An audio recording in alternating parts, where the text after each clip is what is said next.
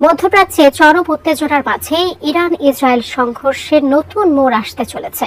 ইতিহাসের সবচেয়ে বড় ক্ষেপণাস্ত্র হামলার হুমকি দিয়েছে এবার ইরান। পাল্টা প্রতিক্রিয়া জানিয়েছে ইসরায়েলও। এদিকে মার্কিন প্রেসিডেন্টের মধ্যস্থতায় একটি যুদ্ধবিরতির আশা করছে পুরো বিশ্ব। প্রশ্ন, ট্রাম্প কি থামাতে পারবে ইসরায়েল ও ইরানের সংঘর্ষ, নাকি ভয়াবহ রূপ নিতে যাচ্ছে মধ্যপ্রাচ্যের এই যুদ্ধ? বিস্তারিত জানাচ্ছেন ইশতিয়াক হোসেন। মধ্যপ্রাচ্য এবার ভয়াবহ এক যুদ্ধের দ্বারপ্রান্তে দাঁড়িয়ে। ইতিহাসের পাতায় রক্তের নতুন অধ্যায় লিখতে প্রস্তুত ইরান।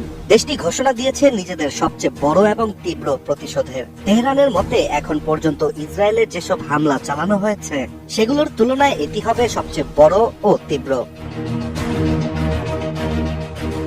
16 জুন ইরানের রাষ্ট্রীয় টেলিভিশনে প্রচারিত একটি ঘোষণাতেই এমন বিস্ফোরক পরিকল্পনার কথা তুলে ধরা হয়। একাধিক গণমাধ্যমের তথ্য অনুযায়ী তেহরান ইসরায়েলের বিরুদ্ধে এমন এক ক্ষেপণাস্ত্র হামলার প্রস্তুতি নিচ্ছে যার তুলনা অতীতের কোনো হামলার সাথে হবে না। তেহরান জানিয়েছে এর আগের সব প্রতিক্রিয়া ছিল শুধু উষ্ণতা মাপার একটি সূচক।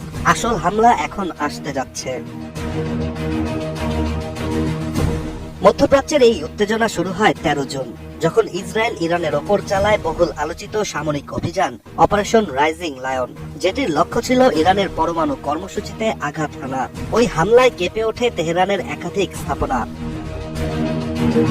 এসএমসি উৎসালায় এলো আরো উন্নত নতুন তাকে, জীবন বাঁচায়, জীবনকে এগিয়ে নিয়ে যায়। এছাড়া ইসরায়েলের ওই হামলায় নিহত হয়েছে ইরানের রেভলিউশনারি গার্ড বাহিনীর কমান্ডার হোসেন সালামি, সামরিক প্রধান মোহাম্মদ বাঘেরি, এমনকি শীর্ষ পরমাণু বিজ্ঞানীরাও। ইরান সরকার জানিয়েছে এখন পর্যন্ত নিহতের সংখ্যা 224 জন ও আহত হাজারেরও বেশি। এদিকে ইরানের এমন প্রতিশোধের বার্তা পৌঁছানোর পরপরই ইসরায়েলের হোম ফ্রন্ট কমান্ড নির্দেশ দিয়েছে উত্তর ও মধ্য ইসরায়েলের বাসিন্দারা যেন বোমা শেল্টারের কাছাকাছি থাকেন। অন্যদিকে ইরানের রেভলিউশনারি গার্ড তেল আবিবের বাসিন্দাদের সরাসরি হুঁশিয়ারি দিয়ে জানিয়েছে নিজেদের রক্ষা করতে চাইলে দ্রুত শহর ছেড়ে চলে যাওয়ার জন্য।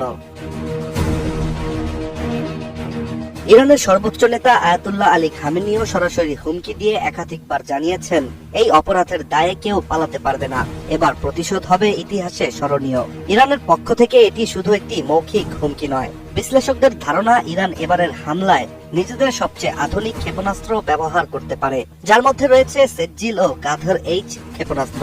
এসব ক্ষেপণাস্ত্রের একটি যথেষ্ট একটি শহর ধ্বংস করতে।